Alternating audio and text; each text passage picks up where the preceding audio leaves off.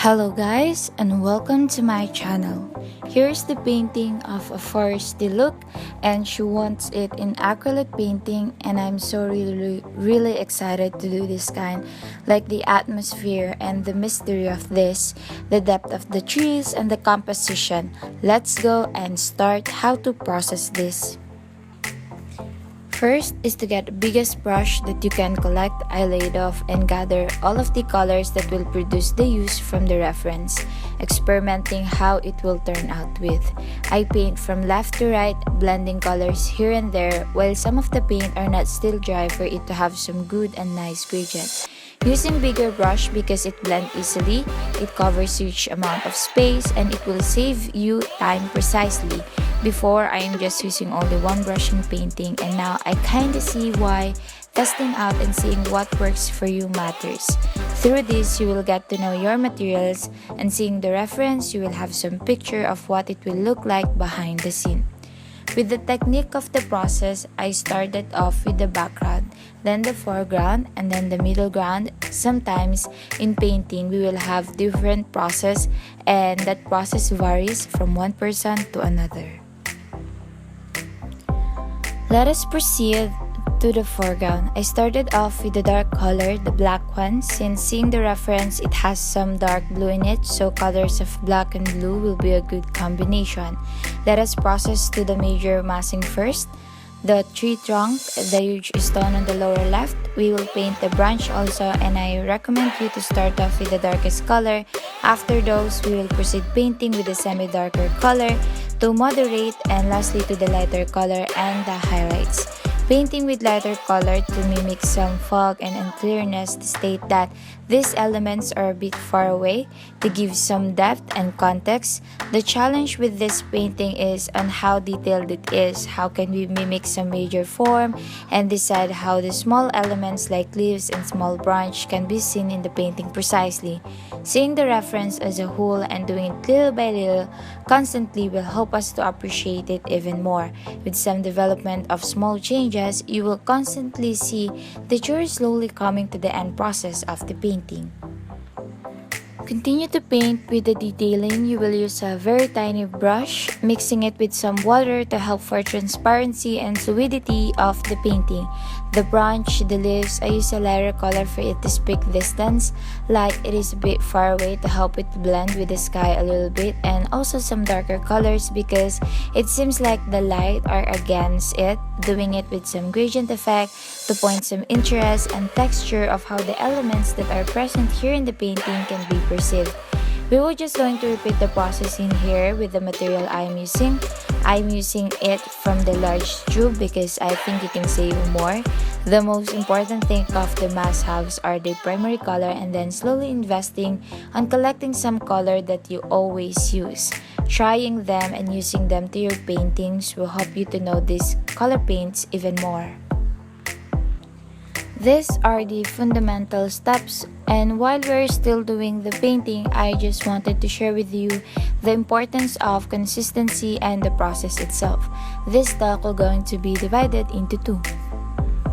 The consistency is something you do regularly. It can be every day or every other day or every other week.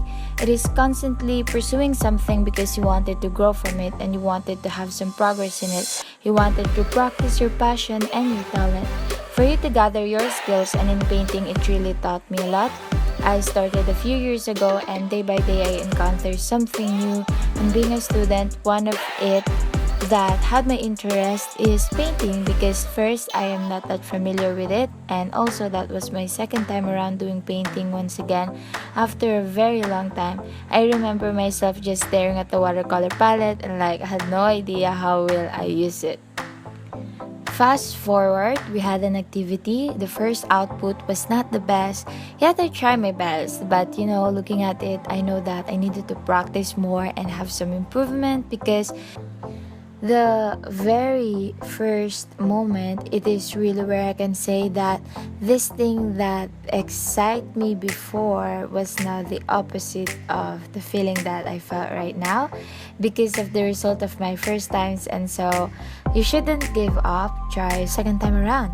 I continue to paint when I go back home and I search on Pinterest and other platforms how to improve on rendering, and so I did a couple tries, and there comes a point I take the pace, I take it slow, and just experiencing the time of being in the moment. I appreciate how the process are not that bad. I am starting to enjoy painting, and that was the point where I say that you should try consistently, because you don't know that maybe you'll encounter what it is that corresponds to your skills and what you want to pursue in life. So, because of it, I say that I wanted to do this. I wanted this to be part of my life and my service.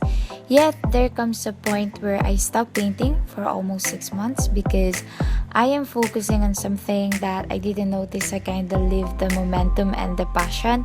It is in a short amount of time, but with those span, I just felt something stops also from progressing. Something stops to be built and be flourished, and something I like also stops stemming from its soil. But then I go back, and it is nice to be back. Remember the last time you poured out your passion on something you wanted to do? Is it singing? Is it dancing? Is it playing instruments? Is it drawing? Whatever it is, try to be engaged once again with the things that you like doing, the things that connect with your talent, and to grow and to use it for the glory of God. Be revived again and be happy and be joyful once again. So yeah, consistency is important, as well as the fearlessness of trying something out that might work for you. But whenever you are lost, it is always to seek and to trust in the Lord that He will direct you. Consistency is knowing that regularly practicing what is entrusted to you, it will contribute to the talent, it will add up to your skills, you will be more deeper about it, and someday you will see why that talent is in you and why you have that gift. The second one is the process. Like this painting, it can be, daunting at first. If you are going to see what you have to do, the details, the counts, the endless impossibility you can think of. And honestly, I tend to procrastinate a lot because at first, I don't know what it will look like at the end process. And second, the fear of being in the process. I wanted it to be the very best version of that piece of art that I can do, because of it, I skip time and not being able to do it earlier rather than just being in the process and to learn from the experience. So I would say that time will pass and your effort will be on your painting, and you just always remember for whom you are doing it for. It says in Colossians chapter 3 verse 23 to 24, "Whatever you do, work at it with all your heart as working for the Lord, not for human masters. Since you know that you will receive an inheritance from the Lord as a reward, it is the Lord Christ you are serving." While you are painting, you can play worship songs or listen to podcasts and to be fueled. The blessing of the day the Lord is giving us. That's why process is really important, and I think that was something that reminds me of this painting. The time that I spend at it, the skills that are the fruit of practicing, the talent that God has given us to love the Lord and to love other people. It is a piece that reminds me of God's great love to all of us. I will be forever grateful for all of the opportunities and to be a part of it. The consistency and process are one of the fundamentals for me and the must-haves in the painting. So if you're an artist who are starting to do art and working with it, trust in the Lord, be in the process, and do it consistently. Okay, so let's go back with the tutorial. In painting a human, I first started with the darkest tone, which is the black one. I rendered the shirt, her clothes, and silhouettes. What is good about painting is you can create alterations. Even if you create a mistake on a certain portion, you can cover it with another paints. That was something so good when doing acrylic painting or any other rendering materials that has to do with opaqueness. As you can see, I am using a brush that was from Kulay. It is not sponsored, by the way. I am using it because it is very durable. I use it on detailing and in massive painting, and when I paint windows and water flowing from the streams or even ocean, it adapts to the detailing that I want. Now I am painting with a lighter color, and as you can see, I am very slowly in painting. I try to be careful about it. This is my method of doing this painting, and we can have different ways of doing it. This is very challenging because I'm trying to copy also the silhouette in form like facial expressions and calmness and the stillness of the original reference, to try to give it more details and highlights to give it more of a three-dimensional look. So here are the process and the rest of the process of this painting. Enjoy watching.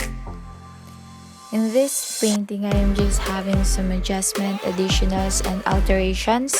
Sometimes when I feel like it is not being what I wanted it to be, I just let it rest for the meantime.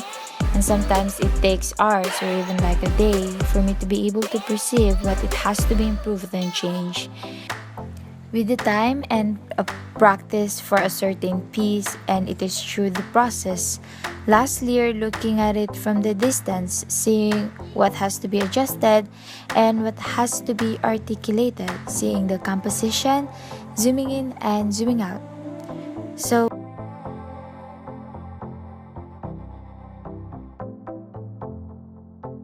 thank you for watching, guys. I hope that you felt inspired to do art pieces once again.